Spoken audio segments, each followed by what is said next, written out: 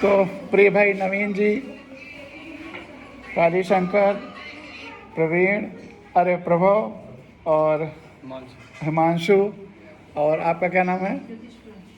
ज्योति जी। और प्यारे बच्चों, आज हम लोग आपस में बातचीत करने के लिए, जैसे तुम्हारे घर में बातचीत होती है उसी तरह बिल्कुल घर की बातचीत के तरह से यहाँ आए हुए हैं। और बड़ा अच्छा लग रहा है कि तुम लोग खूब बोलो, जो मन में आए बोलना। जैसे जी तुमने कहा, बहुत अच्छा लगा। और इतने प्यारे प्यारे छोटे छोटे नन्हे मुन्नों को देख के बड़ी खुशी होती है। दर्जा 1 से 8 तक के हो तुम लोग, तो दर्जा 5 तक तुम लोग को तो इतना अच्छा है कि इतनी अच्छी बिल्डिंग है। हमारे समय में तो पेड़ के नीचे पढ़ना पड़ता था, और केवल पढ़ना ही नहीं पड़ता था, तख्ती लेकर अपना बोरा झोरा लेकर के स्कूल तो जाते ही थे। दर्जा 4 और 5 में जब स्कूल में बिल्डिंग नहीं थी तो मास्टर साहब का ये जो श्यामपट होता है, ब्लैक बोर्ड और कुर्सी, ये भी हम ही लोग लाते ले जाते थे, क्योंकि अगर बिल्डिंग नहीं है तो कहाँ रखी जाएगी। अभी तो बिल्डिंग है, ये सब रखी जाती है। तो जब शतन जी, किसने छीका है, खूब खुश रहे, 100 साल तक जिए। तो स्कूल के बिल्डिंग जब नहीं थी तो श्यामपट जानते हो ना, इसको क्या कहते हैं? श्यामपट, ब्लैक बोर्ड भी कहते हैं, श्यामपट भी कहते हैं। तो और मास्टर साहब कुर्सी, वो भी पारी पारी से लाते ले जाते थे। तो अब स्थिति बहुत अच्छी है, तुम लोग बहुत आराम से पढ़ रहे हो, बिजली भी है, पंखा भी है। अच्छा ये बताओ कि तुम्हें स्कूल ज़्यादा अच्छा लगता है कि घर ज़्यादा अच्छा लगता है? अरे वाह, ताली बजाओ, ताली आप लोगों के लिए है। दुनिया में वह स्कूल सबसे अच्छा है कि जहाँ बच्चों को स्कूल घर से ज़्यादा अच्छा लगता हो। तो इसके लिए तो आप सब लोगों को प्रेसिडेंट मेडल मिलना चाहिए। अच्छा, अब स्कूल क्यों अच्छा लगता है बताओ सभी। कोई लोग बताओ, एक एक करके, एक लोग। हाँ बताओ। सर बहुत अच्छे हैं। अरे वाह, इस पे तो हम लोग ताली बजा रहे हैं। और कोई? और यहाँ पे हमें शिक्षा प्यार से दिया जाता है। शिक्षा प्यार से दिया जाता है।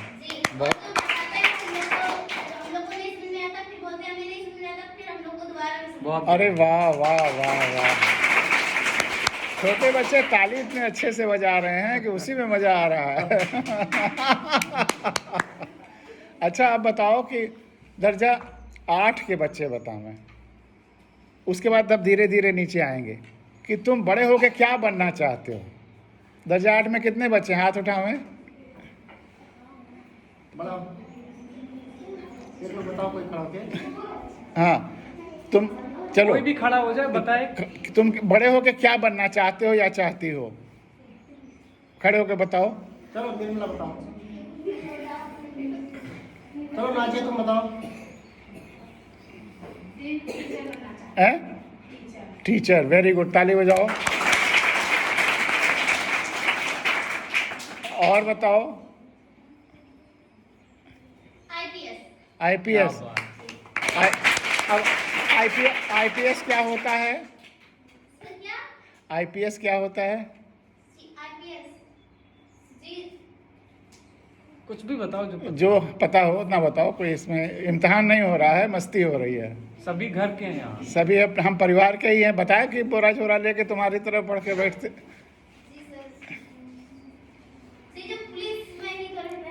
पुलिस के बड़े ऑफिसर, ठीक, ठीक है, बहुत बढ़िया। और बताओ, और कितने बच्चे बचे हैं 8 वाले, वो बतावें क्या बनना है। सब लोग एक करके सबको बताना है। खड़े हो जाओ, बताओ। सत्यम बताओ। चलो। Teacher, very good.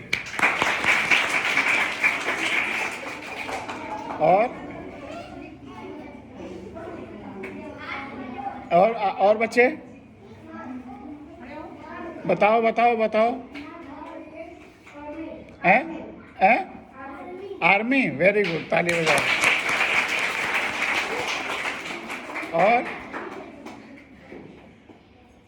और बताओ दर्जा 8 के। बताओ। एक हमारे पास जादू है, वो जादू ये है कि जो तुम बता रहे हो कि बनोगे वो बन जाओगे, इसलिए सोच समझ के बताना।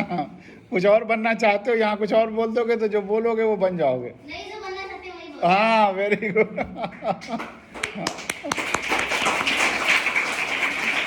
और बताओ। गौरव पांडे के इस स्कूल में आज तुम लोग जो सोचोगे वो बन जाओगे, इसलिए बताते रहो और वही बनना है, और हम सब लोग मिल करके तुमको बना देंगे वही। Thank you sir. और बताओ दर्जा 8 के और कौन है? एक तरफ से बताओ। तो 7 के बताओ। अरे वाह, नया कुछ आया, जब नया कुछ आए तो और ताली बजाओ। और बताओ।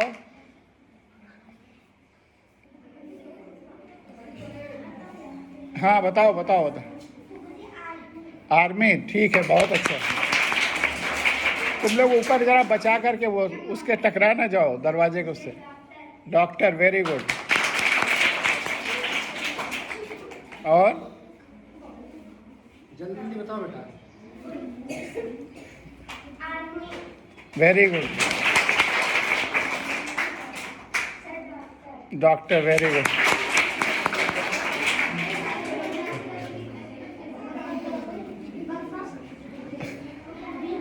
अच्छा, लड़कियों की संख्या ज़्यादा है लड़कों से? बात नहीं करो आपस में। हैं? बोली है। और 4 साल यार बच्चे बहुत कम हैं। शादियों की वजह से। और बताओ 7 के और बच्चे। हाँ, डॉक्टर, वेरी गुड। और अब 6 के, हाँ वेरी गुड, इंजीनियर पहली बार कोई बोला। इसमें ये इंजीनियर हैं, यही गौरा के ही हैं, और ये भी इंजीनियर हैं, गौरा के ही हैं, हमारे बेटे हैं, ये भतीजे हैं। और लोग? तो इनको तो हम दिखाने आए थे कि हमने, तुम्हारे पिताजी ने किस तरह की स्कूल में पढ़ाई की है। और यही तुम भी ये भी गौरा के हैं, तो इनसे ये दर्जा 10 पास किए हैं, तो इनसे भी पूछ रहे हैं इस स्कूल में ही कि ये क्या बनना चाहते हैं। बताओ। खड़े होकर तुम भी बताओ। सिविल सर्विस में। सिविल सर्विस में। सिविल सर्विस क्या होता है? ताली बजाओ।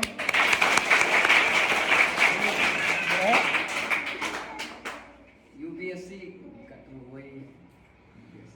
यूपीएससी का फुल फॉर्म क्या है? Union public service. अरे वाह, चलो बैठ जाओ। जिस बच्चे ने आईपीएस कहा था ना, आईपीएस का इम्तहान भी, वो भी सिविल सर्विस से कहलाता है, यूनियन पब्लिक सर्विस कमीशन ही इम्तहान लेता है, और जो उसमें पास होता है वो आईपीएस होता है। और 7 वाले और बताओ। हैं? 7 वाले और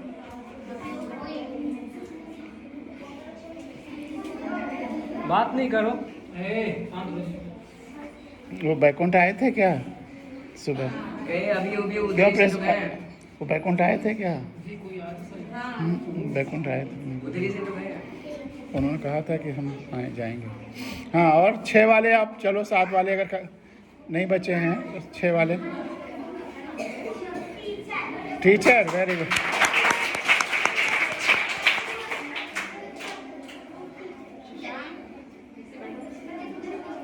और बताओ। जल्दी बताओ। अच्छे वाले।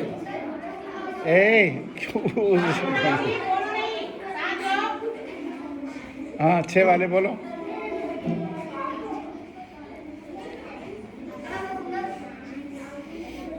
बोलो। चलो नहीं उठ रहे, कोई बात नहीं। 6 के हैं बच्चे यहाँ? हाँ बोलो। शर्माओ नहीं, बिल्कुल घर में जैसे बैठे हो। मास्टर साहब लोग भी आज घर के बिल्कुल तुम्हारे अपने लोग हैं सब।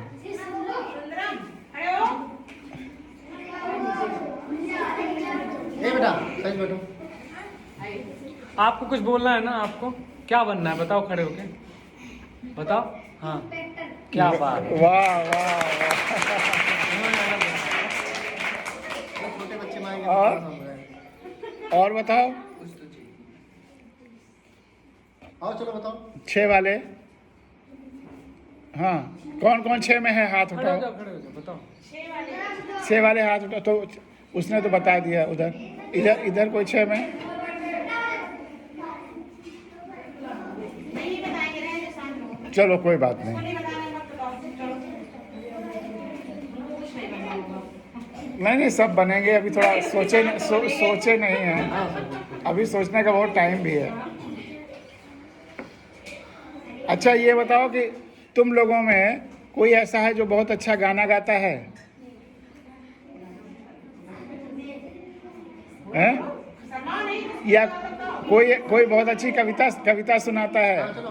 कविता गाना भी गाते हैं। कोई कविता सुनाओ या कोई गाना गाओ। सलमान है, किसको जो आता है वो खड़ा से बताओ। दूसरे के बारे में मत बताओ, अपना बताओ।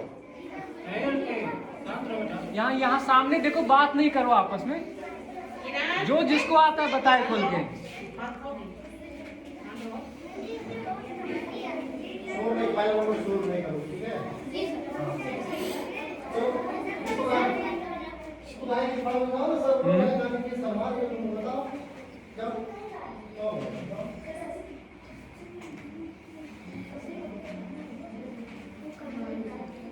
पहला नंबर सर बोले हैं, आप लोगों को शर्माना नहीं है और डरना नहीं है। डरना नहीं। सबसे बहादुर बच्चे बनना है तुमको।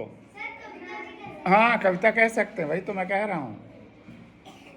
अब जागो जीवन की शुरुआत रोजगार परोस बने बिखरे उनका नासू जो जो करे सब टोटली रुगत। अब जागो जीवन की खबर सब नैनों की ताराएं सब मूंद रही है किरण तन्ने या चल राज पर हमारे वक्त। अब जागो जीवन की खबर रजनी की राज समेटो तो कलर से उठकर बैठी तो अरुणाचल में चल रही बात। अब जागो जीवन। बहुत बढ़िया, बहुत बढ़िया, बहुत बढ़िया, बहुत बढ़िया। तो इस कविता का क्या मतलब है कि तुमको जागना है और जीवन के पर्वत बनना है। यही मतलब हुआ ना? तो कैसे बनोगे जीवन के पर्वत? जीवन के पर्वत बनने के लिए और जो जो तुमने बताया है वह बनने के लिए तुमको क्या क्या करना पड़ेगा? मेहनत करना पड़ेगा, खूब पढ़ना पड़ेगा। कितने घंटे तुम लोग मेहनत करते हो घर जाकर? हैं? बहुत, मतलब 2, 4, 5, 10 कितने घंटे पढ़ते हो? 2 घंटे? थोड़ा और बढ़ाओ, तब बहुत से और बढ़ाओ। जीवन के पर्वत बनना है। तुम लोगों ने एक किताब का नाम, अच्छा पहले एक कहानी सुनाते हैं। उस और वो कहानी जादू, वो जो मैं कह रहा था ना कि वो मेरे पास जादू है, तो वो कहानी ही जादू है। और वो कहानी जो तुम बनना चाहते हो वह तुम्हें बना देगी। और ये प्रभु जब छोटे थे तो इनको ये कहानी, यही गौरा की कहानी है। आदिवासी क्षेत्रों में भी है, रूसी भाषा में भी है, अरबी भाषा में भी है, दक्षिण भारत की भाषा में भी है, हर जगह कहानी है। तो ये कहानी मुझे आश्चर्य हुआ, इनको जब ये 3-4 साल के रहे होंगे सुना दिया, और ये एक एक शब्द उसका फिर वैसे ही इन्होंने सुना दिया हमको। मतलब एक शब्द भी नहीं उसमें। इतना ज़्यादा ज़बरदस्त तुम लोगों की मेमोरी होती है कि अगर तुम ध्यान से सुनोगे तो एक एक शब्द इस कहानी का तुम्हें याद हो जाएगा। और ये दुनिया की सबसे बड़ी कहानी है। तो सुनने को तैयार हो? कोई शोर नहीं करेगा, मन से सुनोगे, और जब सवाल पूछेंगे तो उसका जवाब दोगे, और खूब ताली बजाओगे बीच बीच में। चलो तो एक बार जोर से ताली बजाओ। वाह वाह। ये अकेली कहानी जो है बदलने के लिए तुमको काफ़ी है, और तुम्हें को नहीं, गांव को, समाज को, देश को, धरती को बदलने के लिए काफ़ी। जमाई उमाई मत लो, अलर्ट होकर के सुनो। अब पीछे तक आवाज़ जा रही कि नहीं? आखिरी बच्चे तक? ठीक है। तो 2 चिड़िया थीं। चिड़िया जानती हो? चिड़िया क्या करती है? उड़ती है। Very good. तो 2 चिड़िया थी, तोता मैना, बहुत भूखे थे। तो उन्होंने, तुमने कहानी सुनी होगी, आपने तो सुनी होगी, मैं एक बार और आया था तो मैंने कहानी सुनाई थी, आप थी शायद, हैं? तो ये कहानी याद है तुमको? हैं? याद है तो आओ तुम सुनाओ थोड़ा सा, तो हम और आगे बढ़े। याद है? अरे सुनाओ। अच्छा चलो सुनो, जो इसको याद है वो दोबारा सुने और गहरे से याद हो जाए। ताकि 2 चिड़िया बहुत भूखे थे, बहुत ढूंढने पे उन्हें एक दाल का दाना मिला। तो आधा आधा सोचें कर लें, न्याय तो यही कहता है ना कि दोनों को उसका हिस्सा मिल जाए। और दाल के दाने में कितने दाल होते हैं टुकड़े? 2। अरहर की दाल देखा है, उसमें 2 टुकड़े होते हैं।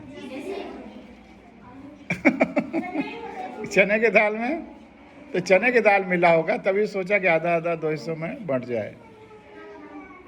उसको एक खूंटे में रगड़े उन्होंने कि 2 हिस्सों में बटे, लेकिन खूंटे में कोई दरार या छेद रहा होगा, दाल का दाना तो 2 टुकड़ों में बट गया, लेकिन आधा हिस्सा उसमें फंस गया। सुनो ध्यान से, अभी सवाल पूछता हूँ।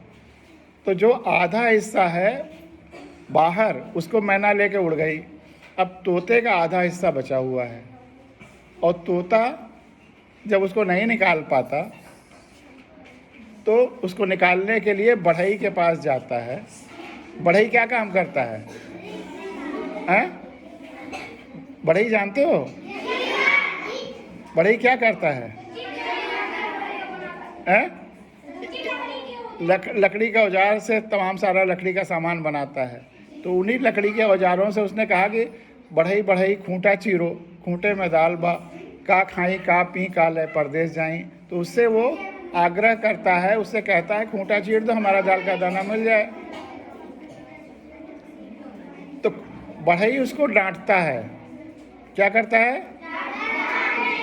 कहता है कि तुम्हारे छोटे से दाल के दाने के लिए हम खूंटा क्यों चीरें?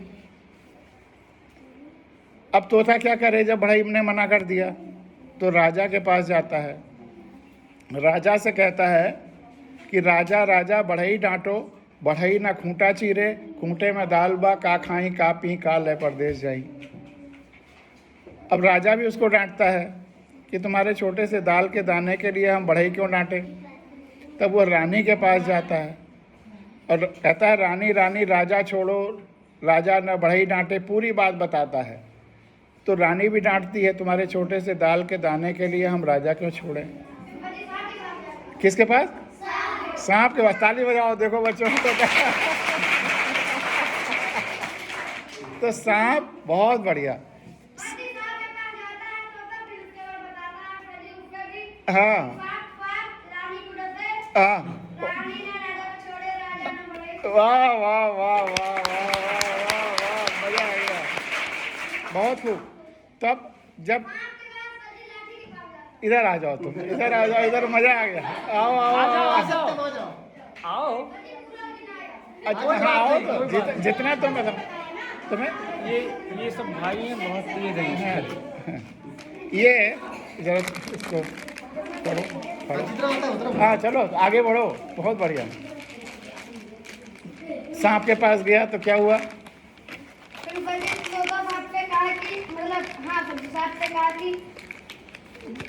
खूंटे में मेरे चने का दाना फंस गया है। नहीं नहीं, वो ऐसे गा के बताओ। सांप सांप रानी रसो, रानी ना राजा छोड़े, राजा ना बढ़ई तो कहे, बढ़ई ना खुट्टा चले, खुट्टे में मेरे चने का दाना, क्या खाऊं क्या पीऊं। Very good. अब सांप के बाद सांप ने भी मना कर दिया, तब कहाँ गया? लाठी के पास गया। Very good. अब लाठी सांप को मारे, सांप ना रानी को डसे, रानी ना राजा को छोड़े, राजा ना बढ़ई से कहे, बढ़ई ना खुट्टा चीरे, खुट्टे में मेरे चने का दाना, क्या खाऊं क्या पीऊं क्या। देखो सुपर, बहुत बहुत बढ़िया, ताली बजाओ। अब आग के पास गया। वाह वाह वाह वाह वाह। आग लाठी को जलाए, लाठी ना सांप को मारे, सांप ना रानी को डसे, रानी ना मजा आ गया। राजा को छोड़े, राजा ना बढ़ई से कहे, वाह वाह वाह, कुत्ते में मेरे चने का नारा, क्या खाऊं क्या पीऊं क्या लेकर मैं घर जाऊं। हाँ very good very good very good. अब उसने आग ने भी मना कर दिया। आग ने भी मना कर दिया, फिर उसके बाद हाथी के पास गए। नहीं नहीं पानी के पास जाता, नदी के पास या तालाब के पास आग बुझाने के लिए। जी हाँ, हाथी के पास जाता, हाथी- कहता कि पानी में लेकर चलो आग बुझाने के लिए। नहीं, पहले जब आग ने पानी ने मना कर दिया आग बुझाने को, तब हाथी के पास पहले नदी के पास तालाब नदी के पास गए, फिर उसके बाद नदी नदी से गई कि नदी आग को जलाए, आग न लाठी को जलाए। हाँ, नदी आग बुझाए। नदी आग बुझाए, आग न लाठी को जलाए, लाठी न सांप को मारे, सांप न रानी को डसे, रानी न राजा को छोड़े, और राजा न बढ़ई को कहे, बढ़ई न कुत्ता सीधे, कुत्ते में मेरे चने का दाना, क्या खाऊं क्या। वेरी गुड, ताली बजाओ। अब हाथी के पास जाता है। हाथी के पास जाता है। हाँ, अब वो भी नदी मना कर देती है कि तुम्हारे छोटे से दाल के दाने के लिए हम आग क्यों बुझाएं। फिर उसके बाद उसके हाथी के पास जाता है, तो हाथी से कहते हैं कि हाथी हाथी पानी सोखे, पानी न आग बुझाए, आग न लाठी जलाए, लाठी न सांप मारे, सांप न रानी को डसे, रानी न राजा छोड़े, राजा न बढ़ई से कहे, बढ़ई न कुत्ता चले, कुत्ते में मेरे चने का दाना, क्या खाऊं। बहुत बढ़िया, ताली। अब उसने भी मना कर दिया, हाथी ने भी मना कर दिया। अब उसके बाद तो हम बताएंगे, ये तुम्हारा अवार्ड है। बहुत बढ़िया। यहाँ सभी देखो, सामने देखो, सुनो ध्यान से। बहुत बढ़िया, तुम जो सोचोगे हो जाएगा। बहुत अच्छा। अब हाथी ने भी मना कर दिया कि तुम्हारे छोटे से दाल के दाने के लिए हम नदी क्यों सोखें। अब तोता रोते हुए जा रहा है, उसका रोना एक चींटी सुनती है, और चींटी कहती है चलो मेरे वश में जितना है उतना मैं करूँगी। तो चींटी के वश में क्या है? चींटी क्या कर सकती है? रेंग सकती है, रेंगती ही तो चींटी। तो हाथी के सूंड में रेंग करके घुसने लगती है चींटी। तब हाथी कहता है कि सूंड में घुसो उसो मत कोई, हम तो नदी सो खबलोई। यानी कि सूंड में हमारे न घुसो, हाथी कहता है हम नदी सोखने को तैयार हैं। और जब नदी को सोखने के लिए हाथी उसके पास पहुंचता है, तो हाथी नदी आग बुझाने को तैयार हो जाती है, आग लाठी जलाने को तैयार हो जाता है, लाठी सांप मारने को तैयार हो जाता है, सांप रानी डसने को तैयार हो जाता है, रानी राजा छोड़ने को तैयार हो जाती है, राजा बढ़ई डांटने को तैयार हो जाता है, और इस तरह से तोते को दाल का दाना मिल जाता है। अब इस कहानी में सबसे ताकतवर या शक्तिशाली कौन है? चींटी। और चींटी शक्तिशाली है, इतने सारे बड़े बड़े एलिमेंट्स, राजा रानी ये सब हैं, तो चींटी में ऐसा कौन सा गुण था जिसकी वजह से वो सबसे शक्तिशाली हुई? सभी बताओ, एक एक करके खड़े होकर के। अपना अपना सब लोग बताओ, जिसको जो समझ में आया हो। हाँ, चींटी में कौन सी ऐसी बात थी, कौन सी ऐसी शक्ति थी, कौन सी ऐसा गुण था जिसकी वजह से वो सबसे शक्तिशाली हो गई? बताओ। जो बताएगा उसको एक टॉफी मिलेगी, और जो सही बताएगा उसको 2 टॉफी मिलेगी। कोशिश करो। जो भी बोलेगा उसको 1 टॉफी मिलेगी। और ले जाओ। चलो एक एक करके बताओ। एक एक करके बताओ, बोलो। काट सकती थी, आओ। सांप भी काट सकता था। आओ इधर, आओ इधर, टॉफी लो। तुमने कुछ उत्तर बताया, सही तो अभी नहीं हुआ, ऐसे लेकिन सभी बताएं। ऐसे बताते रहो। सर चींटी इसलिए शक्तिशाली थी क्योंकि वो हाथी के पास चली गई थी सूंड में घुसने के लिए। तो तुम्हारा भी चलो कुछ बोलो तो इसलिए तो लो, लेकिन जो सबसे सही बताएगा, अभी थोड़ा और कोशिश करो। चींटी में ऐसी कौन सी खास बात थी जो और सब में नहीं थी? राजा रानी, हाथी, सांप, किसी में वो चीज़ नहीं थी जो चींटी में थी। सर ईमानदारी। और सही, ईमानदारी करीब करीब पहुंच रही हो, लेकिन अभी पूरा नहीं। अभी और सोचो। उसके अंदर एक गुण था कोई ना, कुछ ऐसा था उसमें कि जो और सबके पास नहीं था। बताओ।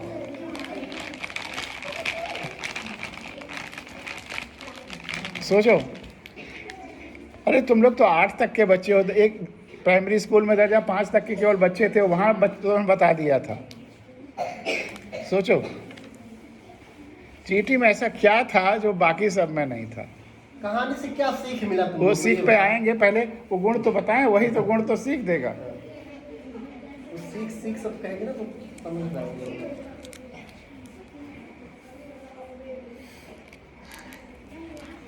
आप बताओ। बताओ। हाँ, और कोशिश करते रहो, कम खड़े होकर के कुछ। हाँ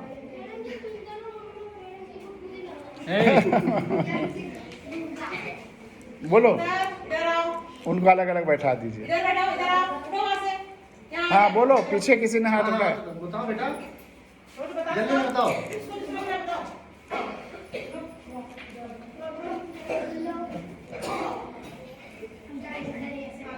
अभी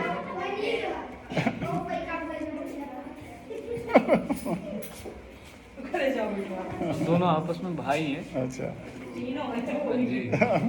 हाँ बताओ। सब यहाँ सामने देखो, उन्हें नहीं देखो, एक एक करके बताओ, सबको टॉफी मिलेगी, और जो सही उत्तर देगा उसे 2 टॉफी मिलेगी। बताओ। देखो 2 टॉफी कौन लेके जाता है। सोचो। चींटी ने क्यों तोते की लिए तोते के दांत का दाना मिल जाए उसको, हाथी के सूंड में क्यों घुसी? सर जी क्योंकि जब उसके सूंड में हालेगी वो, तो सर जी वो उसको बुरी आई लगी, तो सर जी वो मतलब सर जी काटेगी उसको, तो सर जी उसको दर्द होगा। हाँ।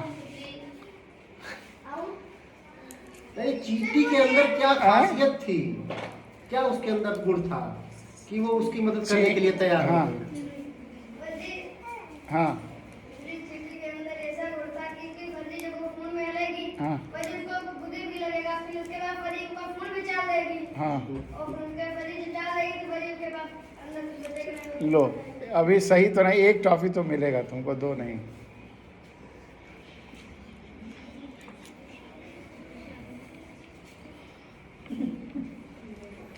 चींटी, अभी और कोई बताएगा कि हम उत्तर पे आ जाएं? हैं? एक और अटेम्प्ट दो, लो बताओ। आ जाओ, तुमको भी सुनने का मन कर रहा है, अंदर आ जाओ, अभी गड़बड़ मत जाओ, आ जाओ बैठो। हाँ हैं? सही उत्तर देंगे तो मिलेगा। 2 टॉफी मिलेगा, जो सही उत्तर बताएगा उसको 2 टॉफी मिलेगा। कि चींटी ने क्यों तोते की मदद करने की कोशिश की? चींटी क्योंकि वो सोचती तोता बहुत भूखा था इसीलिए। हाँ, तो तोता बहुत भूखा था, तो तोते की भूख को से वो दुखी हुई ना, तोते की भूख मिटाने की इच्छा हुई ना उसकी, इसीलिए तो किया। तो तोते के दर्द को उसने अपना दर्द समझा। तोता रो रहा था अगर, तो उसको अपना दर्द हुआ कि अरे हमारे रहते हुए तोता रो रहा, चलो मेरे वश में जितना उतना मैं कर रही हूँ, अगर हाथी के सूंड में घुसने की ताकत है तो वही करने लगी। तो तोते के दर्द से, पीड़ा से, भूख से वह परेशान हो गई। उसने तोते की पीड़ा को अपनी पीड़ा समझा, अपना दर्द समझा, इसलिए उसके लिए करने को तैयार हो गई। तो चलो, तुम्हारा काफ़ी हद तक सोचना सही था, ये तुम्हें 2 टॉफी मिलती है। क्या नाम है तुम्हारा? शशि सोनी। लो, वेरी गुड, ताली बजाओ। तो सबसे बड़ा गुण चींटी में ये था कि वह तोते के दुख को, परेशानी को, पीड़ा को, भूख को अपने जैसा, अपने लिए, अपने दर्द जैसा समझा उसने, और उसको दूर करने के लिए जितना संभव था उतना किया। और सबके पास तोता गिड़गिड़ाते हुए गया था, राजा के पास, रानी के पास, सांप के पास, लाठी, आग, नदी, हाथी, किसी में इतना दर्द नहीं हुआ। किसी ने बच्चे, किसी को बेटा बात नहीं करो। किसी को तोते की पीड़ा अपने पीड़ा जैसी नहीं महसूस हुई, अपने दर्द जैसा नहीं महसूस हुआ, और किसी ने उसके लिए कुछ नहीं किया। तो सबसे बड़ी ताकत होती है दूसरे के दर्द को अपने दर्द जैसा समझना, दूसरे की पीड़ा को अपनी पीड़ा जैसा समझना, दूसरे के वेदना, वेदना जानते हो? वेदना शब्द का नाम सुना है? पीड़ा को ही वेदना भी कहते हैं। और इसी से जुड़ा हुआ एक और शब्द बन जाता है संवेदना। जब हम दूसरे की वेदना को, दूसरे की पीड़ा को अपनी पीड़ा जैसा समझते हैं। अब वेदना का अर्थ समझे? वेदना का क्या अर्थ है? दूसरे को दर्द, दूसरे का दर्द अपना। हाँ, अपना समझना, वो तो संवेदना है। वेदना का मतलब दर्द। हमें बहुत पीड़ा है, हमें बहुत वेदना है। पहले एक ऐसे दवाई आती थी, अभी वेदना निग्रह रस, कि किसी चीज़ की पीड़ा हो तो उसको निग्रह दूर करने का रस। तो वेदना जो है, वेदना का मतलब होता है पीड़ा। समझ में आया? वेदना का मतलब समझ में आया? क्या होता है वेदना का मतलब? दुख, पीड़ा। और संवेदना जब हम किसी दूसरे की पीड़ा को अपनी जैसा समझें। अगर हम तुम्हारे पीड़ा को अपनी पीड़ा जैसा समझें तो यह हुई संवेदना। तो हम इसीलिए यहाँ तुम लोगों के साथ आए हैं कि तुम लोगों के जो दुख दर्द हैं, जो पीड़ा है, वह अपने जैसा समझें और तुम जो बनना चाहते हो वो बन जाओ। इसके लिए जो हम लोगों से कोशिश हो सकती है वो करें, ताकि तुम्हारे सपने पूरे हों, तुम जो बनना चाहते हो वो बन जाओ। तो सबसे बड़ी ताकत होती है संवेदना की, या दूसरे की पीड़ा को अपने पीड़ा जैसे समझने की। अब तोते के आने के पहले पूरा सिस्टम काम नहीं कर रहा था। राजा, रानी, हाथी, कोई तोते के दुख को दूर करने की कोशिश नहीं कर रहे थे। लेकिन एक चींटी के उठ जाने से सब काम करने लगे। तो ये संवेदना सबसे बड़ा गुण है, और किसी में ये संवेदना का गुण नहीं था, राजा, रानी, हाथी या किसी में। इसीलिए किसी ने उसके लिए कुछ नहीं किया। तो सबसे बड़ी ताकत तो संवेदना की ही है ही। और स्कूलों में जो तुमको पढ़ाया जाता है, जो शिक्षा दी जाती है, वह महत्वपूर्ण है, लेकिन उसके साथ साथ संवेदना भी जरूरी है। आपस में एक दूसरे के दुख दर्द को समझो और प्रकृति के दुख दर्द को समझो। प्रकृति जानते हो क्या है? क्या होता है प्रकृति? क्या होती है प्रकृति? हैं? खड़े होकर बताओ बेटा। खड़े होकर के बताओ। हैं? खड़े हो।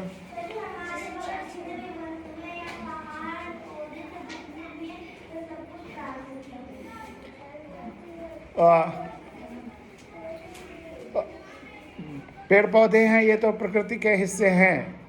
लेकिन अगर जमीन से कोई धातु निकाली जाती है तो उसको भी प्रकृति कहेंगे? उसको खनिज कहेंगे। प्रकृति जो जीवंत पेड़ पौधे वनस्पतियां हैं वह प्रकृति है। तो प्रकृति के प्रति भी हमारी संवेदना होनी चाहिए। अगर पूरी धरती से सारे पेड़ पौधे काट डाले जाएं या ख़त्म हो जाएं, हम उनके दुख को अपना दुख न समझें तो क्या होगा?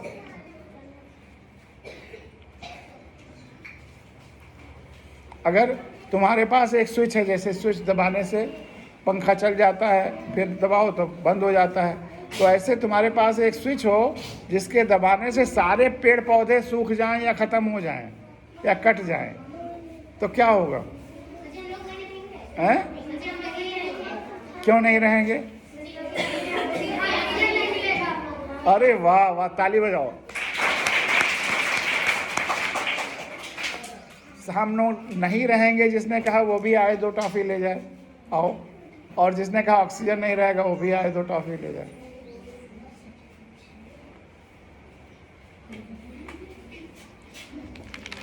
बिल्कुल सही। तो इसलिए हमको क्या करना चाहिए? पेड़ पौधे काटना चाहिए। और दूसरा कौन सा? एक और उधर से कोई टॉफी लेने आए थे। हाँ, तो जैसे तोते के भोजन को चींटी ने दिलाया, उसके वेदना को, दुख को समझा, वैसे हम सब की ये जिम्मेदारी है कि हम इन पेड़ पौधों के दुख को समझें।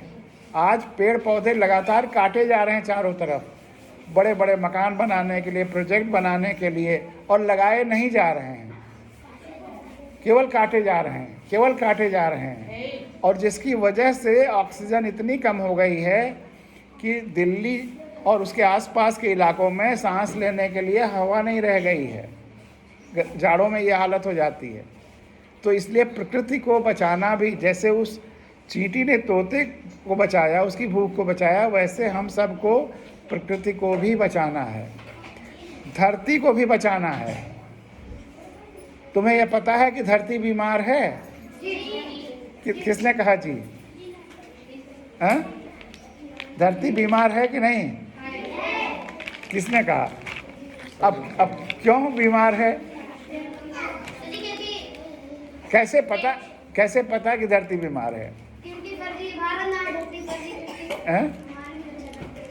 एक एक करके बोलते जाओ।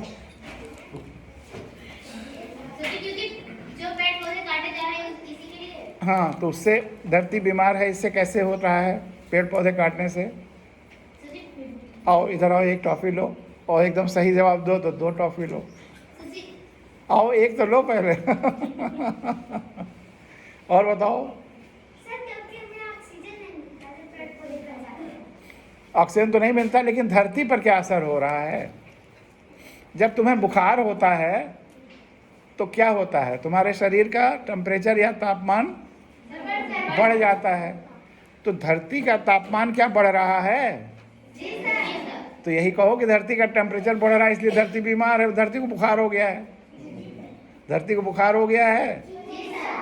सब लोग जी सर कह रहे हो तो सबको टॉफी बांटनी पड़ेगी, तो इसलिए टॉफियां बाद में प्रोग्राम के बाद सबको देना पड़ेगा।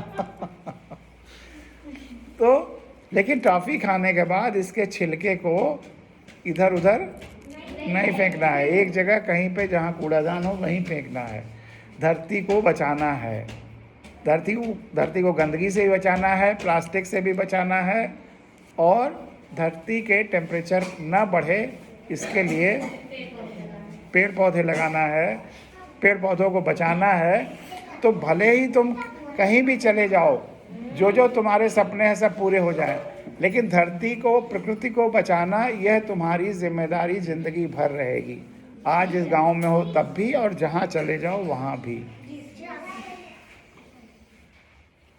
और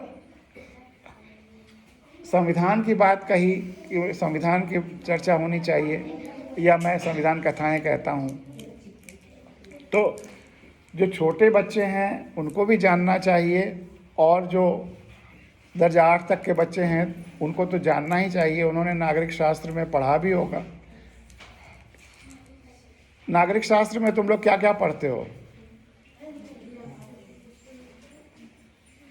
जो भी याद है बताओ, एक एक करके। 6, 7, 8 तीनों क्लास में नागरिक शास्त्र होगा ना? कुछ भी बताओ, जो भी उसमें पढ़ा। सामाजिक विज्ञान में होगा। सामाजिक विज्ञान में भूगोल, इतिहास और नागरिक शास्त्र तीनों पढ़ाते हैं ना, है ना? तो बताओ, जिसको जो याद है बताओ। मूल अधिकार, मूल कर्तव्य कुछ पढ़ा है? अच्छा चलो दूसरे तरह से, 15 अगस्त 1947 को क्या, कौन सा दिवस है और क्यों मनाया जाता है? क्योंकि हमारा देश 15 तारीख को आजाद हुआ था। खड़े होकर बताना होगा, उसके बाद दौड़ के आना होगा, टॉफी ले। वेरी गुड, तुम भी दौड़ के आओ, तुम भी दौड़ के आओ। आज टॉफियों से भी तुम्हारा पेट भरेगा। ये 2 बच्चे बहुत सुपर। अच्छा, अब 26 जनवरी जानते हो, अभी गुजरा है 26 जनवरी, वो क्यों मशहूर है? गणतंत्र दिवस। तो उत्तर सही है, आओ 2 टॉफी लो। ऐसे ही जो उत्तर देगा सभी को टॉफी मिलेगी। और उसको लेकिन जो आता है बोले। गणतंत्र दिवस का क्या मतलब हुआ? उसको क्यों गणतंत्र दिवस कहते हैं? क्योंकि भारत उस दिन आजाद हुआ था। भारत वो तो 15 अगस्त को आज़ाद हो चुका था, तुमने बताया। सर उस दिन स्वतंत्र हुआ था। तो स्वतंत्र आज़ाद एक ही है, उसमें तो नहीं है। हिंदी में स्वतंत्र कहते हैं, अंग्रेजी उर्दू में आज़ाद। बताओ, सोचो, ये तो बहुत ज़रूरी सवाल है। हेलो,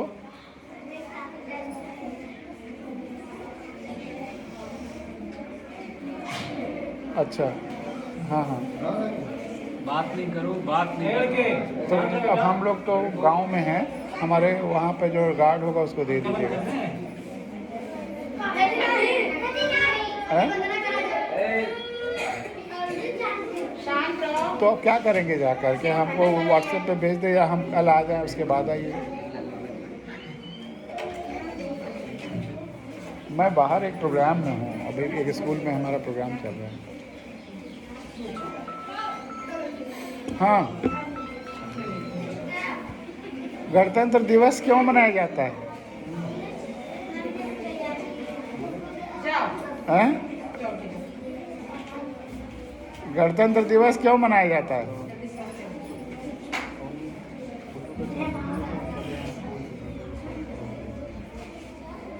तुम बताओ, गणतंत्र दिवस क्यों मनाया जाता है? गणतंत्र 26 जनवरी 1950 के दिन हाँ, हमारा संविधान बनके कंप्लीट हुआ था। नहीं, उत्तर संविधान से रिलेटेड है, इतना तो है। उस दिन संविधान लागू हुआ था, बनकर 26 नवंबर 49 को तैयार हुआ। तो तुम्हें भी टॉफी मिलेगी एक। इनके लिए भी ताली हो जाओ। तो 26 जनवरी को भारत का संविधान लागू हुआ था। अब बहुत, इस देश का सबकी सबसे महत्वपूर्ण किताब कौन सी है? अगर तुमसे ये सवाल पूछा जाए, इतिहास। सबसे महत्वपूर्ण किताब हिंदी। पूरे देश की, हर विषय की सबसे बड़ी किताब, विद्या। किताब, सबसे बड़ी किताब कौन सी है? अच्छा, एक किताब का नाम बताओ, सबसे बड़ी से पूरा किताब। देश चलता है। हिंदी। अच्छा चलो, उसको छोड़ दो। अब एक दूसरा सवाल पूछते हैं निराई देने के लिए, और वो भी बहुत महत्वपूर्ण किताब है। अरे किताब नहीं, इस देश का मालिक कौन है? इस देश का मालिक कौन है? गलत, गलत, गलत, गलत, गलत, सब गलत, सब गलत। इस देश का मालिक कौन है? हैं? गलत, गलत, गलत, गलत। मालिक पूरे देश का। गलत, गलत। वाह वाह वाह वाह, ताली बजाओ। जनता, तुम मालिक हो, इस देश के मालिक तुम हो। सबसे पहले तो ये जान लो कि इस देश का मालिक कौन है। कहो, हम हैं, हम भारत के लोग इस देश के मालिक हैं। कौन है देश का मालिक? आओ, तुम आओ, इधर आओ। बहुत सही पकड़े। इसको तोड़ो, इसको 4 टॉफी दो। इसने तो कमाल कर दिया भाई। तुम बच्ची तो जो चाहो तुम बन जाओ। क्या बात। ये तुम 4 टॉफी लो। ऐसे ही ये देश तुम्ही लोगों का है और तुम लोगों को ही इसको चलाना है। और जिसका जिसका तुम नाम ले रहे थे, जिसका जिसका तुम नाम ले रहे थे, वह सब सेवक हैं, मालिक तुम हो। कौन मालिक कौन है? अब उन्होंने सबको दिया ये, भी अपने से। हाँ, अब अगला सवाल जो तुमने पहले पूछा इधर था देखो सभी लोग, इधर देखो। कि सबसे महत्वपूर्ण किताब कौन सी है, तो अब ये तय हो गया कि मालिक कौन है। कौन कौन है इस देश का मालिक? हम भारत के लोग। तुम जनता मतलब हम सब। वो चींटी वो चींटी ही मालिक है, और चींटी सबसे शक्तिशाली भी है, तो जनता सबसे शक्तिशाली भी है। जनता ही, वो चींटी जो है जनता का प्रतीक है, सबसे छोटा दिखती है। मोदी को देखा अभी फिर से पूछा जाएगा। अब वह कौन सी, वह कहाँ लिखा है कि तुम मालिक हो? किस किताब में लिखा है कि जनता मालिक है, तुम मालिक हो इस देश के? ये किस किताब में लिखा है? यह किस किताब में लिखा है कि तुम मालिक हो? किस बताओ, कोई किसी को पता है? किस किताब में लिखा है कि तुम मालिक हो? अच्छा, जब अंग्रेज का राज्य, जब हम आज़ाद हुए 15 अगस्त 47 को, उसके पहले किसका राज्य था इस देश में? अंग्रेजों का। अंग्रेजों के बाद अब तुम मालिक हो गए, ये किस किताब में लिखा है? इतिहास कोई किताब नहीं, इतिहास एक विषय है, और उसमें किताबों का हवाला लेके तथ्य लिखे जाते हैं। इतिहास कोई किताब नहीं है, एक विषय है। वह कौन सी किताब है जिसमें लिखा है कि तुम मालिक हो, और वह कौन सी किताब है जिसके तहत सारी व्यवस्थाएं उसी से निकलती हैं, और सबको उस किताब को मानना ही है, इसीलिए वो देश की सबसे महत्वपूर्ण किताब है। सब लोग सुनो ध्यान से, सामने देखो, एक बात नहीं जो किताब तुमको मालिक बनाती है, इतना शक्तिशाली बनाती है, उस किताब के बारे में तुम नहीं जानते। वाह वाह वाह, ये बताओ, कौन बताया? किसी ने बताया है कि अपने आप बोले हो? हैं? क्यों बताया नहीं है? हैं? आओ तब इनको विचार दो। आ जाओ आ जाओ। आओ, चार टॉफी लो पहले। वह किताब, बेटा सो नहीं, मार खाओगे भी। वह किताब जो देश की सबसे महत्वपूर्ण किताब है, अंग्रेजों के चले जाने के बाद उसी किताब से देश की व्यवस्था चलती है, और वही किताब हम भारत के लोगों को, तुमको देश का मालिक बनाती है। अब स्पष्ट हुआ कि देश का मालिक कौन है? हम भारत के लोग। और किस किताब में लिखा है कि हम देश के मालिक हैं? और संविधान किसने बनाया? हम ही लोगों ने। वेरी गुड, फिर आओ, चार ले आओ, जल्दी से आओ। हम भारत के लोगों ने संविधान बनाया आज़ादी के बाद। कमाल है, बहुत अच्छे बच्चे हैं भाई, वाह, तबीयत खुश हो गई, हमारा गांव बहुत अच्छा है। निकल रहे हैं। तो हम भारत के लोगों ने संविधान बनाया, कैसे, कितने दिनों में? हम भारत के लोगों ने पूरे देश में चुनकर एक संविधान सभा बनाई, जिसमें लगभग 400 लोग थे, भारत के अलग अलग हिस्सों से चुने हुए 400 प्रतिनिधि थे। उन्होंने 3 साल के करीब मेहनत करके भारत का संविधान बनाया। 15 अगस्त 1947 को हम आज़ाद हुए थे। 26 नवंबर 1949 को संविधान तैयार हुआ और लागू हुआ 26 जनवरी 1950 को। ये 26 जनवरी 1949 को जब तैयार हो गया, तो 26 जनवरी 50 को क्यों लागू हुआ? ये 1 महीने बाद, 2 महीने बाद हैं? सब लोग? अच्छा, ज़रा गाड़ी में चले जाओ, वहाँ जहाँ हम बैठते हैं उसके आगे वाले पॉकेट में संविधान की किताब है, सरल शब्दों में संविधान कथा की, एक ले आओ। टाइम क्या हो गया? हैं? 2:40। अभी 20 मिनट और है, ठीक है। 3 बजे ख़त्म कर देंगे हम अपनी बातचीत। तुम्हारा और कोई सवाल हो तब तक पूछो, जब तक किताब आ रही है। तुम्हारे मन में कोई सवाल हो, जो मन गया वो पूछो।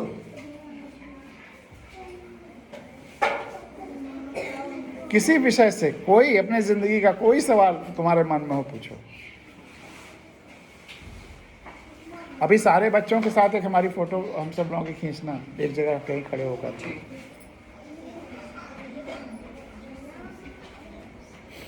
तुमको कैसा लग रहा है आज बातचीत करने में? अच्छा लग रहा है? एक ही लाना है नहीं, बस ये किसी तरह गाड़ी में पड़ी हुई थी तो इसको वहाँ भी भेजना है एक।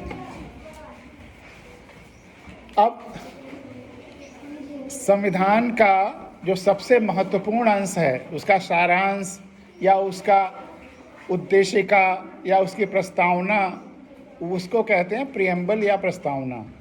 वो मैं तुम्हारे सामने पढ़ रहा हूँ, उसको तुमको भी दोहराना है, सभी को दोहराना सभी को दोहराना है। यहाँ जो लोग बैठे हैं उनको भी दोहराना है, सभी लोगों को दोहराना है। हम भारत, अब सब लोग शांत हो जाए। हम भारत के लोग भारत को और जोर से बोलो, एक संपूर्ण प्रभुत्व संपन्न समाजवादी पंथ निरपेक्ष लोकतंत्रात्मक गणराज्य बनाने के लिए तथा उसके समस्त नागरिकों को सामाजिक, आर्थिक और राजनीतिक न्याय, विचार, अभिव्यक्ति, विश्वास, धर्म और उपासना की स्वतंत्रता, प्रतिष्ठा और अवसर की समता प्राप्त कराने के लिए तथा उन सब में व्यक्ति की गरिमा और राष्ट्र की एकता और अखंडता सुनिश्चित करने वाली बंधुता बढ़ाने के लिए दृढ़ संकल्प होकर अपनी इस संविधान सभा में आज तारीख 26 नवंबर 1949 ईस्वी को एतद द्वारा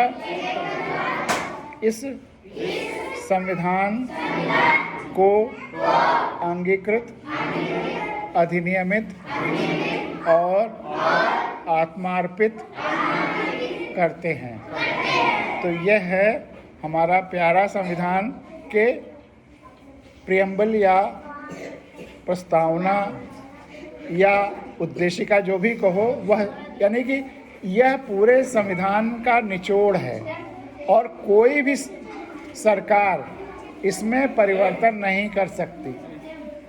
सुप्रीम कोर्ट ने बार बार कहा है कि कोई,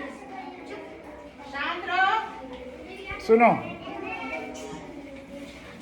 कोई सरकार इसमें परिवर्तन नहीं कर सकती है, यानी कि तुम देश के मालिक बने रहोगे, कोई इसको बदल नहीं सकता है। और सरकार हमारी कैसी है? लोकतंत्रात्मक गणराज्य।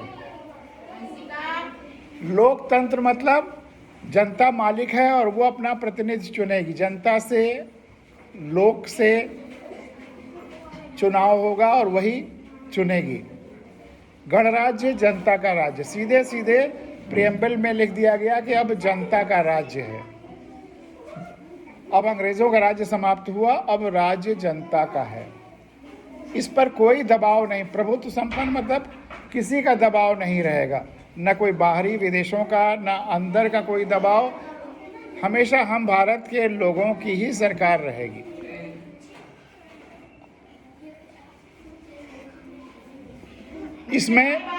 इसमें मूल कर्तव्य भी हैं और मूल अधिकार भी हैं। संविधान में व्यवस्था कैसे चलेगी यह भी लिखा हुआ है। मूल कर्तव्यों में हर व्यक्ति का जो मूल कर्तव्य है, उसमें पहला मूल कर्तव्य जानते हो, क्योंकि इतने अच्छे बच्चे हैं तो उसमें कुछ जरूर जानते होंगे। पहला मूल कर्तव्य जो हर व्यक्ति का, इस देश में जितने लोग रहते हैं उनका सबसे पहला कर्तव्य। और एक चीज़ जान लो कि इस देश में जो भी कानून है वो वही है जो इस संविधान में लिखा है। सरकारें भी इसमें जो लिखा हुआ है उसी के अनुसार बनती हैं। और जितने और कानून आईपीसी, सीआरपीसी या जो भी कानून है वो इसीलिए चल रहे हैं कि सब इसमें लिखा हुआ है या इसका अनुमोदन है, संविधान सभा का अनुमोदन है। तो जो भी इस देश में व्यवस्था चल रही है वह संविधान के अनुसार चल रही है। अगले 5-10 मिनट में मुझे ख़त्म करना है, इसलिए यह बात ध्यान से सुन लो कि सरकारें कैसे, तुम लोगों ने, कुछ लोगों ने आईपीएस बनने को कहा, कुछ डॉक्टर बनने को कहा, तो वह सब कैसे बनना है तुमको, उसकी वो समझना कि वो संविधान कैसे, आईपीएस कैसे बनते हैं या आर्मी में कैसे जाते हैं, ये सारी व्यवस्थाएं संविधान में लिखी हुई हैं। संविधान में लिखा है इसलिए तुम आईपीएस बनते हो, नहीं तो नहीं बन सकते थे। तो उसका सब कुछ इस किताब में लिखा हुआ है। डॉक्टर, इंजीनियर भी जो है वह भी इसमें लिखा हुआ है। तो मूल कर्तव्यों में पहला मूल कर्तव्य है, एक ही बताएंगे, 10-11 हैं, कि भारत के हर नागरिक को संविधान का पालन करना है और उसके आदर्शों, राष्ट्रध्वज और राष्ट्रगान का आदर करना। हमारा राष्ट्रध्वज कौन है? तिरंगा। वेरी गुड, ताली बजाओ। सबने कहा तो इसलिए अलग से किसी को नहीं बुला रहा हूँ। और हमारा राष्ट्रगान क्या है? तो इस पे भी ताली बजाओ एकदम। तो इसका आदर करना है। अगर तिरंगा है तो हमको उसका आदर करना है, राष्ट्रगान का आदर करना है। सब खड़े हो जाना है, वो आदर देने के लिए खड़ा होते हैं। तो हर नागरिक को संविधान का पालन करना है और उसके आदर्शों का आदर करना है। पालन और आदर क्या बिना जाने हो जाएगा? अगर संविधान तुम नहीं जानोगे तो क्या पालन और आदर कर पाओगे? इसका मतलब संविधान को जानना ज़रूरी है हर नागरिक को। और उसमें बच्चों को छोड़ा नहीं गया है कि केजी या 1 या 2 या 4 के बच्चों को संविधान नहीं जानना है। लेकिन चलो बहुत छोटे हैं, 5 से 8 तक के जितने बच्चे हैं उनको तो संविधान बहुत जानना ज़रूरी है। और इसीलिए नागरिक शास्त्र में उसके कुछ अंश पढ़ाए भी जाते हैं। लेकिन हर नागरिक को संविधान का पालन करना है, आदर करना है। तो जो संविधान का नहीं जानेगा, तो पालन और आदर नहीं करेगा, तो वह नागरिक ही नहीं हुआ। कायदे से तो भीड़ है। भारत का नागरिक होने के लिए संविधान जानना ज़रूरी है। तो क्या मैं उम्मीद करूं कि अगर अगले साल या कभी फिर मैं तुम्हारे पास आऊं 1-2 साल में और पूछूं कि तुमने संविधान पूरा जान लिया, तो तुम हाँ कहोगे या ना कहोगे? और तुम्हारे अकेले के जानने से नहीं होगा। अपने परिवार में, अपने आसपास में और लोगों को भी संविधान बताओ। कम से कम उसकी मूल बातें कि हम मालिक हैं, हम, संविधान ने हमको मालिक बनाया है। और वो जो कहानी जो मैंने चींटी वाली सुनाई, उसमें चींटी कौन है? हम भारत के लोग, आम आदमी ही चींटी है। राजा रानी और वो सब बहुत बड़े बड़े जो पदों पे बैठे हुए या और जो काम कर रहे हैं वो सब है। वो जो चींटी प्रतीक है आम आदमी का, हम भारत के लोगों का, जनता का। सबसे शक्तिशाली कौन है? चींटी, यानी कि जनता। वही तो ये हमारा संविधान जनता को शक्तिशाली बनाता है। मालिक वही है। तो मालिक जब जनता है, चींटी मालिक है, तो चुनाव में हर लेवल पे चुनाव हो, चाहे गांव सभा का, चाहे विधानसभा का, चाहे लोकसभा का, चाहे नगर निकाय का, चुनाव में हमको कैसे लोगों को चुनना है? चींटी जैसे सेवा करने वाले, दूसरे के दुख दर्द को समझने वाले, क्योंकि वही शक्तिशाली हैं। उन्हीं को चुनना है जो हमारी समस्याओं का हल करें। हमारे लिए अच्छी शिक्षा, अच्छा स्वास्थ्य, प्रकृति की देखभाल, सारी व्यवस्था को ठीक रखना, हमें ऐसे लोगों को चुनना है।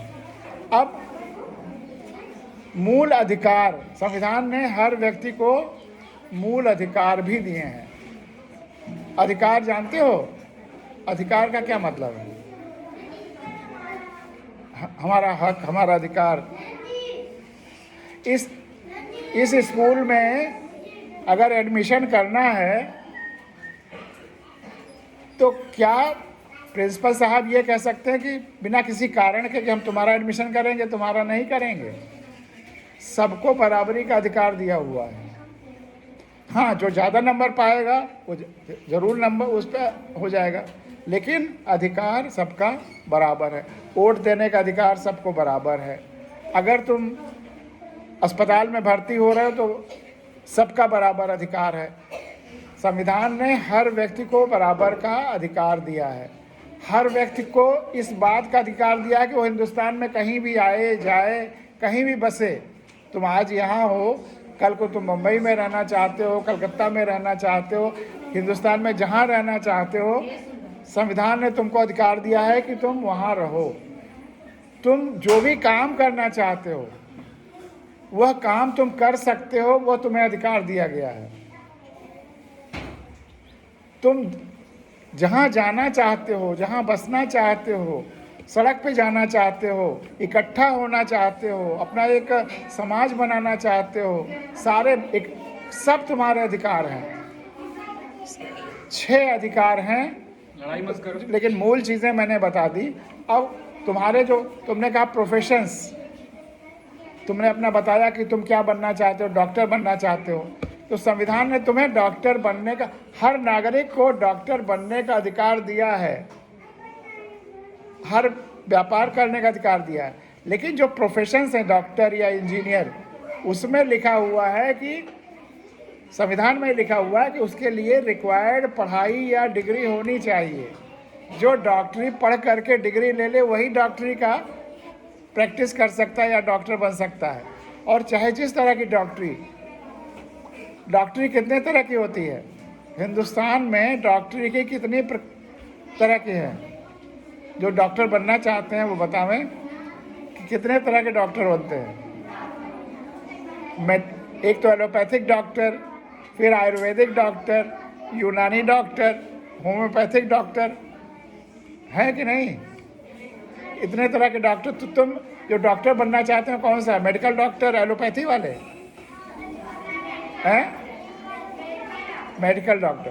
तो उसके लिए संविधान में लिखा हुआ है कि तुम्हें मेडिकल का एग्जामिनेशन, मेडिकल मतलब उस मेडिकल कॉलेज से पढ़ करके उसके बाद ही डॉक्टर बन सकती हो। बात मत करिए। तो संविधान ने तुम्हारे लिए सारे रास्ते खोल दिए हैं, लेकिन अब तुम्हें मेहनत करके डॉक्टर बनना है। जो पुलिस में जाना चाहते हैं तो संविधान में व्यवस्था चलाने के लिए उसके 3 अंग हैं। व्यवस्था चलाने के 3 अंग हैं। कौन कौन से? कार्यपालिका, न्यायपालिका और विधायिका। नाम सुना है? कार्यपालिका, न्यायपालिका, विधायिका। विधायिका ये जो इतने चुने हुए लोग हैं, विधायक, सांसद या गांव पंचायत के प्रधान या प्रतिनिधि और नगर निकाय के जो लोग हैं, वो कौन हैं? वो विधायिका। वो एक साथ बैठ कर के नियम कानून भी बनाते हैं कि कैसे अच्छी व्यवस्था चले। दूसरा है कार्यपालिका, जो फैसले या संविधान के जो फैसले हैं, बस अब 2-4 मिनट में ख़त्म कर रहे हैं। ध्यान से सुनो सभी, इधर देखो, सामने देखो। चूँकि बच्चों ने IPS वाला बताया था, तो संविधान में ही है कि जो कार्य करने के लिए हर तरफ समाज में न्याय व्यवस्था रहे, सही फैसले हों, सभी का कल्याण हो, इसके लिए काम करने के जो भी नियम कानून हैं उनको समाज पर इम्प्लीमेंट करने के लिए कार्यपालिका बनाई गई। जिसमें सिविल सर्वेंट बनना चाहते हो ये भी कार्यपालिका का हिस्सा है, IPS बनना चाहते हो ये सब कार्यपालिका का है। और संविधान में ही लिखा हुआ है इसके लिए केंद्र सरकार के लिए यूनियन पब्लिक सर्विस कमीशन बनेगी या बनी है जो इम्तहान लेगी, और राज्य सरकारों में स्टेट पब्लिक सर्विस कमीशन जो इम्तहान लेगी। तो तुम अगर सिविल सर्विसेज में या IPS में जाना चाहती हो तो तुम्हें वो इम्तहान पास करने होंगे। उसके लिए तुम्हें गाइडेंस जो भी चाहिए, हम सब लोगों से कभी भी कुछ भी डिस्कस कर सकती हो, पूछ सकती हो। हम अपने नंबर दे देंगे आपके प्रिंसिपल साहब को, नवीन जी को। ले लो, कोई भी सवाल कभी भी कोई भी गाइडेंस लेना हो कभी भी ले सकते हो। तो ये तो हुआ कार्यपालिका। न्यायपालिका तुम लोगों ने किसी ने कहा नहीं, लेकिन तुम जज बन सकते हो, एडवोकेट बन सकते हो, और हाई कोर्ट के जज बन सकते हो, सुप्रीम कोर्ट के जज बन सकते हो। तो ये जो जज होते हैं ये न्यायपालिका के लिए है। लेकिन एक सबसे महत्वपूर्ण बात यह है कि चाहे तुम कार्यपालिका में जाओ, न्यायपालिका में जाओ या विधायिका में जाओ, या कार्यपालिका, न्यायपालिका, विधायिका में जो लोग हैं वे सब सेवक हैं। जो न्यायपालिका है वह न्याय देने की सेवा करने के लिए हैं, जो विधायिका है वह हमारी आवाज़ को विधानसभा या लोकसभा में रखने की सेवा के लिए हैं, और जो कार्यपालिका है आईपीएस या जो भी सिविल सर्विस के लोग हैं, डीएम या रेवेन्यू के, वह कार्यपालिका की कार्य करने की सेवा के लिए है। तो सब लोग सेवक हैं। यही गलतफहमी तुमको नहीं होना है, तुम सब मालिक हो और वह सब सेवक हैं। तो यह अकेला देश है जहां मालिकों का रास्ता रोक करके सेवकों को गुजारा जाता है। दरअसल कभी जनता का रास्ता रोक करके प्रधानमंत्री, मुख्यमंत्री या राज्यपाल या राष्ट्रपति या चीफ जस्टिस को नहीं गुजारा जा सकता, क्योंकि वह सब नौकर हैं। हिंदुस्तान के अलावा और किसी देश में ऐसा होता भी नहीं है। यहाँ इसीलिए हो रहा है कि वह सब नहीं जानते कि हम मालिक हैं। जिस दिन जनता जाग जाएगी, वो जान लेगी कि हम मालिक हैं, तो फिर यह सब अपने को नौकर समझने लगेंगे। आज ज़्यादातर अपने को प्रजा मानते हैं, इसीलिए यह संकट है। तो अब मैं अपनी बात ख़त्म कर रहा हूँ। अभी रुक जाओ। केवल एक टीचर, आपके टीचर बहुत अच्छे हैं, और तुम में से बहुत सारे बच्चों ने बहुत अच्छे जवाब दिए, क्योंकि बहुत जगह हम पूछते हैं देश का मालिक कौन है, तो यहाँ तो बच्ची ने बताया कि हम मालिक हैं। ज़्यादातर लोग ये उत्तर मिलता ही नहीं, तो इसलिए तुम लोग बहुत अच्छे हो। हम एक टीचर का जिक्र करके अपनी बात ख़त्म करेंगे 1-2 मिनट में। वो एक कहानी है, समझ लो, जापान की। तुम्हारे टीचर जैसे ही हैं। और तोतो चान एक किताब है, उसका नाम सुना है? पढ़ा, सुना है? कक्षा 5 में था। तो वह किताब दुनिया की सबसे बड़ी और अच्छी किताब है। अगर तुमने पढ़ी है तो आके यहाँ बता दो उसको, ताकि और बच्चे, हम भी सुन लेंगे कि तुमने कितना पढ़ा है। बाकी थोड़ा और हम बता देंगे। इधर आ जाओ जल्दी से, इधर जापान आ जाओ। बस 1-2 मिनट में उसका बता। आ जाओ यहाँ आ जाओ। कोई बच्चा तो चाहो, जितना भी आता है आ जाओ यहाँ बताओ। हम नहीं कहते कि तुम पूरा परफेक्टली बताओ, जितना भी आ जाओ। आपको आता है? कोई एक बच्चा आ जाए और वो 2-3 टॉफी ले जाए। आओ जल्दी आओ। बेटा सोने यहाँ आ जाओ। बड़े स्मार्ट बच्चे हैं भाई, बहुत तेज है। हाँ। तुम भी आना चाहते, तुम भी आ जाओ, दोनों आ जाओ मिल करके। आ जाओ 2-3 लोग आ जाओ, मिल करके बता दो। हाँ बताओ, आ जाओ इधर आ जाओ। हाँ तो 4 एक लड़की थी, हाँ वह स्कूल में एडमिशन कराने गई थी। हाँ। तो अपने माँ के साथ गई थी, और इधर मत करो, इधर। चलो ठीक है। वह स्कूल 3 रेल की गाड़ी के डिब्बों का बना हुआ था। हाँ और उस स्कूल में रेल की गाड़ी दूसरा था। तो चार अपनी माँ से बोली कि माँ मैं जा रही क्लास में। तो उसकी माँ बोली अभी मत जाओ, जब दाखिला हो जाओ तब जाओ, नहीं प्रिंसिपल बोलेंगे। तभी उसकी माँ और फिर वो दोनों क्लास में गई। जब प्रिंसिपल के पास गई तो बोली, प्रिंसिपल बोले कि बेटा तुम जो बताना चाहती हो बताओ, कहना चाहती हो। तो वो अपने मामी को के बिना भी वो बोले आप रेलगाड़ी के मास्टर है या स्कूल के मास्टर? तो वो बोले नहीं हम स्कूल के मास्टर हैं सर। चलो बड़े वो दुनिया की सबसे बड़ी किताब है, शिक्षा के लिए भी और जीवन के लिए भी। वो जो मास्टर थे जिसका इसने किया कि हाँ मैं स्कूल का मास्टर हूँ, वो सारे गरीब और रिजेक्टेड जो दूसरे में कहीं जिनका एडमिशन नहीं होता या जिनको कहीं दाखिला नहीं होता, जिनके माता पिता गरीब हैं, किसी और स्कूल में नहीं भेज पाते। तुम सब बच्चे सुनो, जो इवन जो विकलांग हैं, जिनके अंग भंग हैं, सारे रिजेक्टेड बच्चों को, और जो दूसरे कई सारे बच्चे दूसरे स्कूलों में, बड़े बड़े स्कूलों से निकाल दिए जाते हैं कि ये बहुत बदमाश है, इसको हम नहीं पढ़ा पाएंगे। ऐसे सारे रिजेक्टेड बच्चों को समाज में, जो को कहीं स्कूलों में दाखिला नहीं होता, उनको पढ़ाता है। और ये रिकॉर्डेड हिस्ट्री है कि उस स्कूल से निकले हुए सब के सब बच्चे, और उसके पास ज़्यादा संसाधन नहीं है, कभी ट्रेन की बोगी में, कभी पेड़ के नीचे पढ़ाता है, लेकिन उस स्कूल से निकले हुए सब के सब बच्चे जापान की टॉप मोस्ट पोजीशंस पर पहुंचते हैं। ये जापान का सच्चा किस्सा है। और अब दुनिया की करीब करीब सारी भाषाओं में ये किताब है। मैंने तो इसको 80 के दशक में 80-82 से पढ़ना शुरू किया, और तब मुझे जितनी किताबें मिलती थी हिंदी और अंग्रेज़ी में, अक्सर चोरी छुपे जो छप करके आती थी, उनको भी खरीद करके मैं बांटता था लगातार। बहुत किताबें बांटी हैं, और इस किताब ने लोगों का जीवन बदल दिया है। इस किताब ने लोगों का जीवन बदल दिया है। तो इस किताब से तुम्हें क्या शिक्षा मिलती है कि तुम सब जो बनना चाहते हो वह बन जाओगे, क्योंकि जापान में इन सारे रिजेक्टेड बच्चे जो जिनको पढ़ाता है, सब उस स्कूल से निकलने के बाद जापान के टॉप मोस्ट पोजीशंस पर पहुंचते हैं। कोई छोटा नहीं रह जाता, कोई सबसे सपने पूरे होते हैं, और सब जापान की टॉप मोस्ट पोजीशंस पर पहुंचते हैं। तो यहाँ जितने बच्चे बैठे हुए हैं, ऐसे टीचर, और अगर मन लगा करके तुम उस चींटी की तरह से मेहनत करते रहोगे, पूरी संवेदना के साथ, अपनी भलाई तो सोचोगे ही, दूसरों की भलाई भी सोचोगे, प्रकृति की, देश की, परिवार की, समाज की, तो तुम सब देश के सर्वश्रेष्ठ जगहों पर जाओगे। गांव का, परिवार का, देश का, प्रकृति का, धरती का, सबका नाम रोशन करोगे।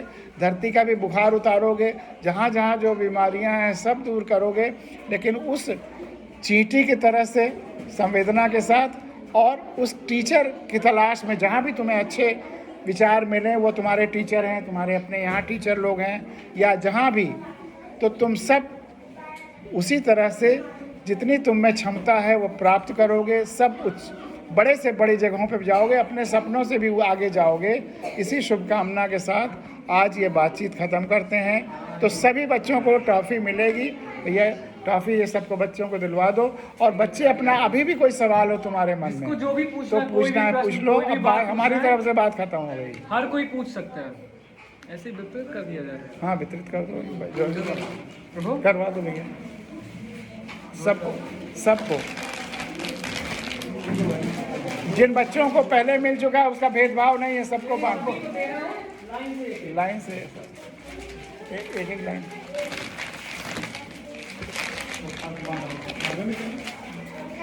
हाँ, एक एक सबको, नहीं दो शायद ना हो पाए। एक एक पहले, एक एक दो, एक एक सबको, एक एक। अगर बचेगा तो फिर रिपीट कर देंगे, क्योंकि वापस लेना। एक एक दो उसको दोबारा दो।